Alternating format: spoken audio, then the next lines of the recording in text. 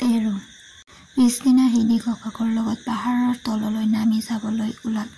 ঘৰৰ পৰা ওলাই আহি তাই হালি জালি থকা গছবোৰৰ তলতে ৰৈ আছিল।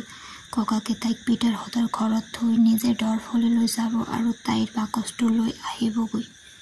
দিনটো ফৰকাল। হেডিয়ে যেন পাহাৰখনত গছ-গছনিৰ মাজত আৰু মুকলি বতাহত নিজকে বিলাই দিব। ককাক ওলাল। দুয়ো একেলগে পাহাৰীয়া ৰাস্তাৰে খোজকাঢ়ি নামি গৈ থাকিল। হেডি কোবাকুবিকৈ আইতাৰ ঘৰ ওলালগৈ। হেডি অহা দেখি আইতাৰ আনন্দৰ সীমা নাই। তেওঁ ৰাতি হেডিয়ে দি যোৱা ৰুটিবোৰ খাই বৰ তৃপ্তি পাইছে বুলি ক'লে। হেডিৰ মনৰ ইচ্ছা তাই যেন সদায় আইতাকক তেনেকুৱা ৰুটিহে আনি দিব। বুঢ়ীজনীয়ে কামুৰি ছিঙিব নোৱাৰা ৰুটিবোৰ খাই কেনেকৈ।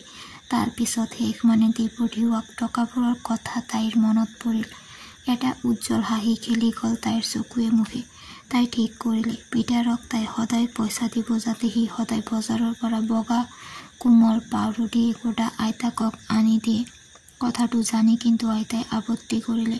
তেওঁৰ বাবে ৰুটি কিনি ছোৱালীজনীয়ে নিজৰ ধন ভাঙিব নালাগে। কিন্তু হেডিৰ মনৰ উৎসাহ আৰু আনন্দ দেখি তেওঁ যেনিবা সন্মত হ'ল। গান গাই শুনাই বুঢ়ীৰ মনত সন্তোষ লগাবলৈ তাই এখন স্তুতিমালাৰ কিতাপ আনিলে। ইতিমধ্যে তাই লেখা-পঢ়া শিকি পেলাইছে। বুঢ়ীক ভাল লগা স্তব দুটামান আওৰাই শুনালে। হেডিৰ কোকিল কণ্ঠত ভগৱানৰ প্ৰাৰ্থনা শুনি বুঢ়ী অবাক আনন্দত অধীৰ হৈ পৰিল। সীমাহীন আনন্দত আটাইবোৰ যেন উটি পৰি গ'ল। গোটেই দিনটো এইদৰে হেডিয়ে বুঢ়ীক ধৰ্মপুথি পঢ়াই শুনালে। সন্ধিয়াৰ আগে আগে ককাকে দুৱাৰৰ টোকৰ দিলেহি। তাইক ঘৰলৈ যাবলৈ মাতিলে। উৰে বাটে তাই ককাকক কিমান যে কি নকলে। তাইৰ যেন কথা শেষেই নহ'ব। আন্ধাৰ নহওঁতেই দুয়ো ঘৰ পালেগৈ। শেষ দিয়া টকাৰে তাই কি কৰিব ককাকক ক'লে। তাইৰ কোমলীয়া অন্তৰ আৰু বহল মনৰ উমন পাই ককাকে মিচিকিয়াই হাঁহিলে। সেইদিনা ৰাতি ভাত খাই থাকোঁতে হেডিয়ে ইটো সিটো কথাৰ মাজতে চহৰত কটাই অহা দিনবোৰৰ কথাও ক'লে। তাইক আটাইবোৰে কিমান যে মৰম কৰিছিল। এইবোৰ শুনি ককাকৰ ভিতৰৰ মনটো সলনি হ'ল। আন মানুহৰ অন্তৰতো যে সততা আছে এই প্ৰথমবাৰৰ বাবে তেওঁৰ মনত ভাৱ হ'ল আৰু তেওঁ আন মানুহৰ গাত থকা সৎ গুণ প্ৰত্যক্ষ কৰিলে একমাত্ৰ তেওঁৰ মৰমৰ নাতিনী হেডিৰ চকুৱেদি। কণমানি ছোৱালীজনীক লৈ তেওঁ গৌৰৱবোধ কৰিলে আৰু লগে লগে তেওঁৰ সেই কষ্টকৰ জীৱনটো আৰু বেছি বিষময় যেন লাগিল। সেইদিনা ৰাতি আপখুৰাই এটা উল্লেখযোগ্য সিদ্ধান্ত ল'লে। আন মানুহৰ সৈতে একেলগে বাস কৰি জীৱনৰ আনন্দখিনি উপভোগ কৰাৰ প্ৰবল হাবিয়াস এটা হ'ল তেওঁৰ। পিছদিনা দেওবাৰ। ৰাতিপুৱা ককাকে তাইক ওচৰলৈ মাতি আনি ক্লাৰাই দি পঠিওৱা কাপোৰ সাজ পিন্ধি সাজি কাজি ওলাবলৈ ক'লে। তেওঁ বাকচৰ পৰা নিজৰ পুৰণা নীলা হাতযোৰ উলিয়াই পিন্ধি ল'লে। কোটটোৰ পুৰণা পিতলৰ বুটামকেইটা ঘঁহি মজি চকচকীয়া কৰি ল'বলৈ নাপাহৰিলে তেওঁ। মূৰত এটা টুপি পিন্ধি ওলাল। তাৰ পিছত হেডিৰ লগত হাতত ধৰাধৰি কৰি পাহাৰীয়া বাটটোৱেদি গাঁৱৰ গীৰ্জালৈ বুলি যাত্ৰা কৰিলে। দৰফলীৰ মানুহেৰে গীৰ্জা ভৰি পৰিছিল। ইতিমধ্যে প্ৰাৰ্থনাও আৰম্ভ হৈছিল। আপখুৰা আৰু হেডিও লৰালৰিকৈ মানুহবোৰৰ পাছফালে বহি ল'লেগৈ। প্ৰাৰ্থনা শেষ হোৱাৰ লগে লগে মানুহবোৰে ইজনে সিজনৰ গাত হেঁচুক মাৰি ফুচফুচাই কোৱাকৈ কৰিলে, আজি আপখুৰা গীৰ্জালৈ আহিছে। আটাই আচৰিত হৈ অকণমানি ছোৱালীজনীৰ সৈতে বুঢ়াৰ ফালে ভেবা লাগি চাই থাকিল। প্ৰাৰ্থনা শেষ হোৱাৰ পিছত ককাকে হেডিক পুৰোহিতৰ ঘৰলৈ লৈ গ'ল। মৰমীয়াল যাজকজনে দুয়োকে আদৰ সাদৰ কৰি ভিতৰলৈ নি বহুৱালে। কেইমাহমানৰ আগতে এই যাজকজনে ককাৰ ওচৰলৈ গৈ হেডিক পঢ়ুৱাবৰ বাবে খাটনি ধৰিছিল। কিন্তু আপখুৰাই তেওঁক বিমুখ কৰি ঘূৰাই পঠিয়াইছিল। তেওঁৰ পূৰ্বৰ ভুলৰ বাবে আজি তেওঁ যাজকজনৰ ওচৰত ক্ষমা প্ৰাৰ্থনা কৰিলে। ভালেখিনি সময় কথা পতাৰ পিছত দুয়োজনে কৰমৰ্দন কৰিলে। আপখুৰাই হুইত কাঢ়ি ক'লে শীতকাল পৰিলেই তেওঁ গাঁৱলৈকে নামি গৈ তাত থকা কৰিব, যাতে সেই কেইদিনত হেডিয়ে পঢ়াশালীলৈ যাব পাৰে। যাজকৰ পৰা বিদায় লৈ আপখুৰা দুৱাৰ মুখ পাইছেহি। এনেতে গাঁৱৰ মানুহবোৰে তেওঁক বেৰি ধৰিলেহি। হেডি আৰু তেওঁক আটাই অন্তৰৰ শুভেচ্ছা জনালে। আপখুৰাৰ মনৰ এই অদ্ভুত পৰিৱৰ্তন দেখি আটাইয়ে খুব সুখী হ'ল। আপখুৰা দৰফলীলৈ আহি তেওঁলোকৰ লগতে থাকিবহো বুলি শুনি তেওঁলোক আটাইয়ে তেওঁক সকলো প্ৰকাৰে সহায় কৰাৰো আশ্বাস দিলে। হেডি আৰু আপখুৰা ঘূৰি যাওঁতে ভালেমান লোক কিছু দূৰলৈ লগে লগে গৈছিল। এৰা এৰি হওঁতে মানুহবোৰে তেওঁলোকক আকৌ আহিবলৈ বাৰে বাৰে অনুৰোধ কৰিলে। মানুহবোৰ আঁতৰি যোৱালৈ চাই থাকোঁতে হেৰিয়ে ককাকৰ চকুৱাল উজলি উঠা দেখিছিল। তাই সুধিলে, ককা, আজি তোমাক বেলেগ লাগিছে, খুব ধীৰ স্থিৰ। আগতে কাহানিও তোমাৰ মুখত ইমান প্ৰশান্তিৰ ছাপ দেখা মোৰ মনত নপৰে।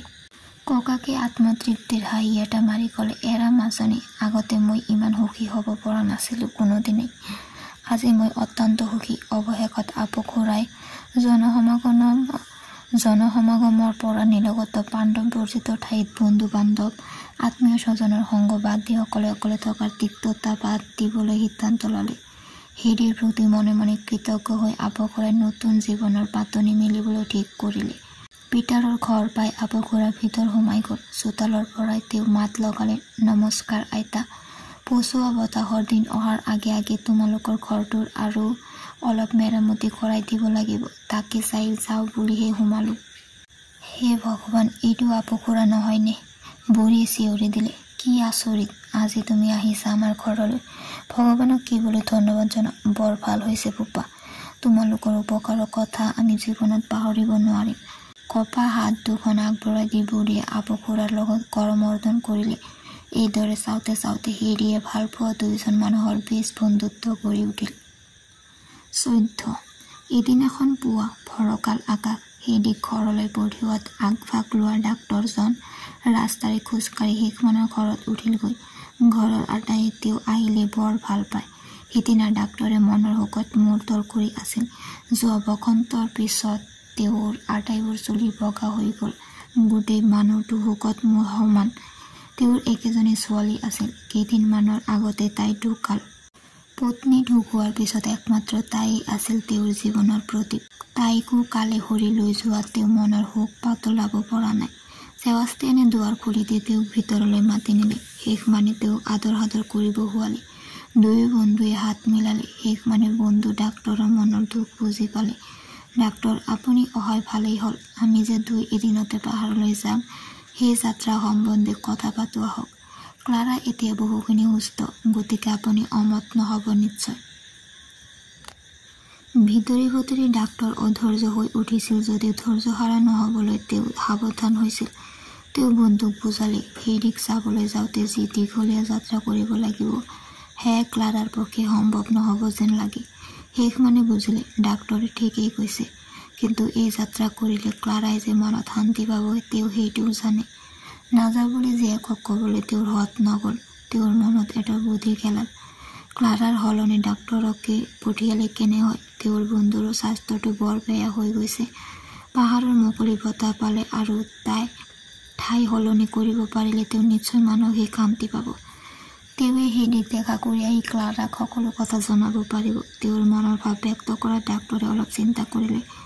লগে লগে তেওঁ মান্তি হৈ গ'ল। শেষমানে বৰ ভাল পালে। তেতিয়াহ'লে ক্লাৰায়ো মনত দুখ নাপায়। হেৰিৰ ওচৰলৈ যাব নোৱাৰিব বুলি শুনি ক্লাৰাই নিজৰ চকুপানী ৰখাব নোৱাৰিলে। তাইও চপি উঠিল। অকোৱা পকোৱা ৰাস্তাৰে পাহাৰৰ ওপৰলৈ উঠি যোৱাটো তাইৰ স্বাস্থ্যৰ পক্ষে হানিকাৰক হ'ব বুলি শুনি তাই চকুপানী মুচি লৈ ডাক্তৰৰ ফালে চাই ক'লে, ঠিক আছে ডাক্তৰ খুৰা, মোৰ হৈ আপুনিয়ে হেৰিক দেখা কৰি আহকগৈ। আপুনি তাৰ পৰা ঘূৰি আহি মোক সকলো ভিয়ৰি ক'লে মই যোৱা যেন পাম। ইমান দিনৰ মূৰত তাইৰ আপোন মানুহ এজন যাব তাইৰে বান্ধৱীৰ ওচৰলৈ, গতিকে কিবা অলপ দি পঠিয়াবই লাগিব। সোপাকে বান্ধি কুন্ধি দিবৰ মন গ'ল তাই। হেৰিলৈ কেইবাখনো গৰম কাপোৰ দিয়াৰ উপৰি ক্লাৰাই আইতালৈ ঊলৰ আলোৱান এখন দিবলৈ নাপাহৰিলে। আনকি পিটাৰ আৰু তাৰ মাকলৈকো কিবা কিবি বান্ধি দিলে। পিঠা পনা আচাৰ আদি লগ লাগি বৰ ডাঙৰ এটা টোপোলা হ'লগৈ। হেৰিৰ ককাকলৈ বুলি থপাত এসোপাও বাকচটোত সুমুৱাই দিলে। সকলো বস্তু ভৰোৱা হ'লত বাকচটো বন্ধ কৰি ক্লাৰাই ডাক্তৰ অহালৈকে বাট চাই থাকিল। 15 ক্লাৰাই দিয়া বাকচটো লৈ ডাক্তৰে পাহাৰৰ আপো খুৰাৰ ঘৰলৈ বুলি যাত্ৰা কৰিলে। পাহাৰৰ শুকান ঠাণ্ডা বতাহে তেওঁৰ গালে মুখে কোবাই গ'ল। তেওঁ ইতিমধ্যে হেৰিলৈ চিঠি এখন দি জনাইছিল যে তেওঁ গৈ আছে তাহাঁতৰ পাহাৰৰ ঘৰলৈ। সেইকাৰণে হেৰিয়ে অধীৰ আগ্ৰহেৰে তেওঁলৈ বাট চাই আছিল। ঘনেপতি বাহিৰলৈ ওলাই আহি তাই দূৰলৈ বেঙা মেলি চাই নিৰাশ হৈ ভিতৰলৈ যায়। ককাকেও তাইৰ অস্থিৰতা লক্ষ্য নকৰাকৈ থকা নাছিল। ডাক্তৰে গৈ গৈ এটা সময়ত পাহাৰৰ ওপৰত ফিৰ গছবোৰ হালি জালি থকা দেখা পালে। লগে লগে তেওঁ লক্ষ্য কৰিলে কোনোবা এজন তেওঁৰ ফালে দৌৰি আহিছে। কেই মুহূৰ্তমানৰ পিছতে ওচৰ চাপি অহা হেইডিক তেওঁ চিনিব পাৰিলে। তাই ৰুদ্ৰহাগে পাহাৰীয়া বাটটোৱেদি নামি আহিছে। দৌৰি আহোঁতে তাই হাত জোকাৰি চিঞৰি চিঞৰি ডাক্তৰকে মাতি আহিছিল। ওচৰ পোৱাৰ লগে লগে হেইডিয়ে মনৰ উলাহত জাপ মাৰি দিলে আৰু ডাক্তৰক আকুলভাৱে আঁৱত মাৰি ধৰিলেগৈ। তাইৰ আনন্দ চাই কোনে জঁপিয়াই জঁপিয়াই ডাক্তৰক টানি নিয়াদি ঘৰৰ ভিতৰলৈ নি বহুৱালেগৈ। ডাক্তৰে তাইৰ ইমান উৎসাহ আশাই কৰা নাছিল।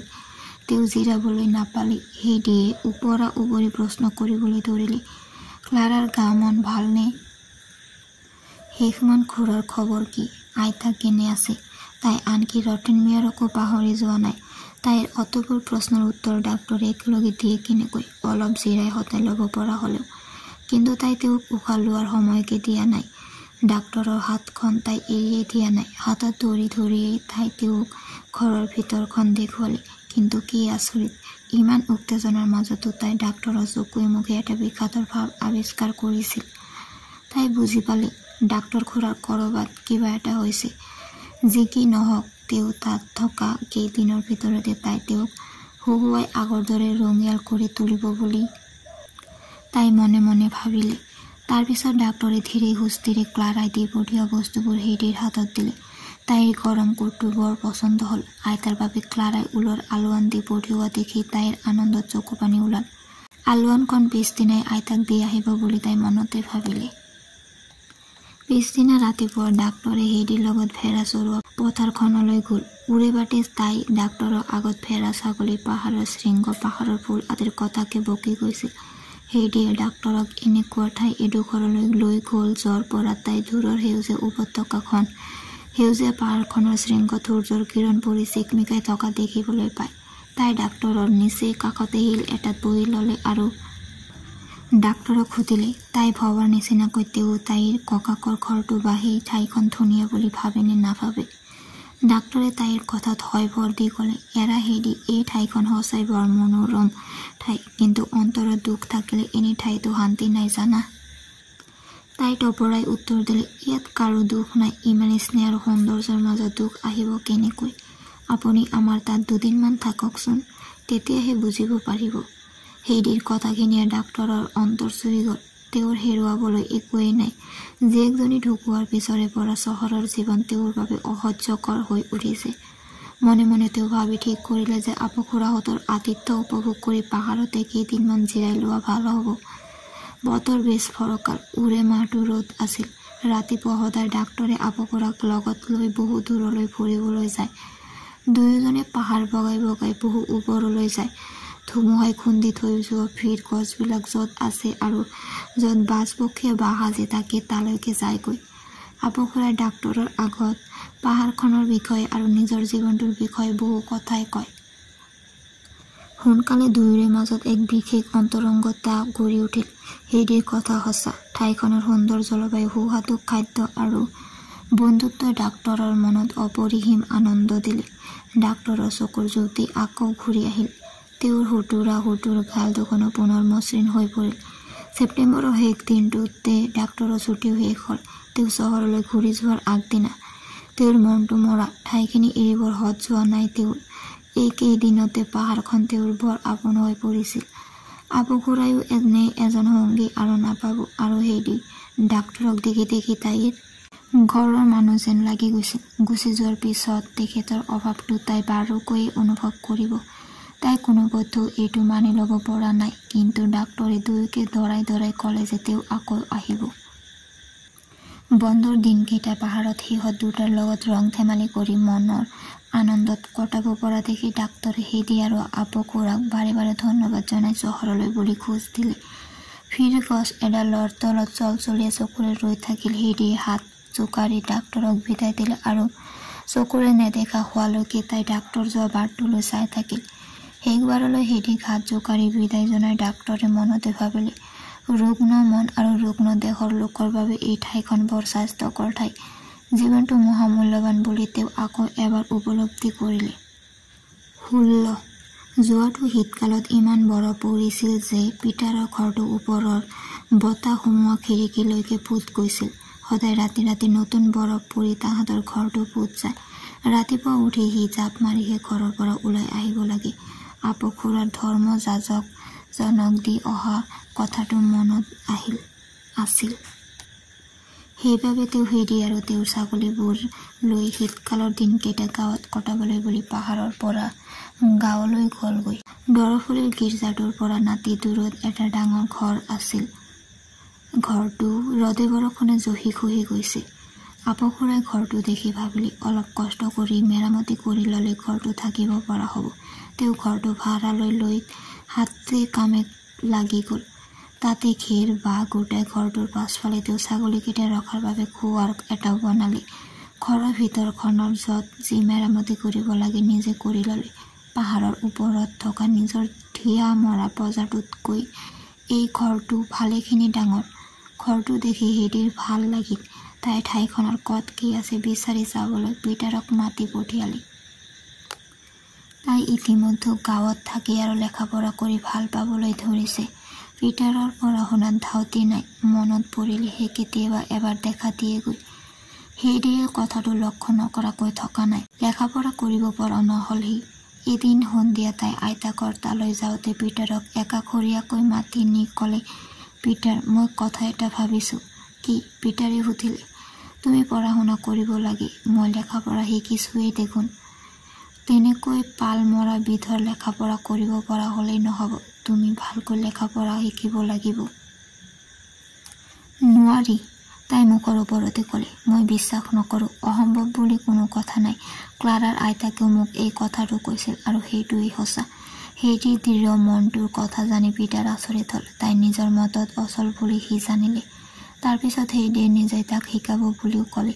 মুঠতে সি লেখা-পঢ়া শিকি ৰুগ্না আইতাকক আচৰিত কৰি দিব লাগিব। প্ৰথম পিটাৰে গোৱাৰ গোবিন্দ হৈ অস্বীকাৰ কৰিছিল। কিন্তু হেৰিয়ে মনত দুখ পাব বুলি ভাবি আৰু সি পঢ়া শুনা কৰিব পৰা হ'লে তাৰ নিজৰ আইতাজনীয়ে যে কি আনন্দ পাব তাকে ভাবি সি সন্মত হ'ল। তাৰ মত পাই হেৰি বৰ সুখী হ'ল। তাই একেটানে তাক পঢ়া মেজলৈ লৈ গ'ল। তাত কিতাপ এখন আছিলেই, শুৱলা পদ্যৰে ভৰ্তি ধুনীয়া কিতাপখন। হেৰিলৈ ক্লাৰাই পঠিয়াই দিছিল। হেৰিৰ সেইখন প্ৰিয় কিতাপ আৰু সেইখনেৰে পিটাৰক শিকাব বুলি তাই ভাবিলে। দুয়ো লগালগিকৈ পঢ়ি ল'লে। দুয়োৰে মূৰ দুটা কিতাপৰ ওপৰত হাউলি পৰিছে। সিহঁতে পাঠ আওৰাবলৈ ধৰিলে। হেৰিয়ে একেটা পদ্যকে বাৰে বাৰে পিটাৰক শিকায়। বাৰে বাৰে তাক আওৰাবলৈ কয়। সেইটো পঢ়া হ'লেহে আন এটা। পিটাৰক তেনেকৈ টানি আজৰি আনি লেখা-পঢ়া শিকোৱা টান কাম। তথাপি তাই তাক শিকাবলৈ নাচৰ বান্দা হৈ লাগিল।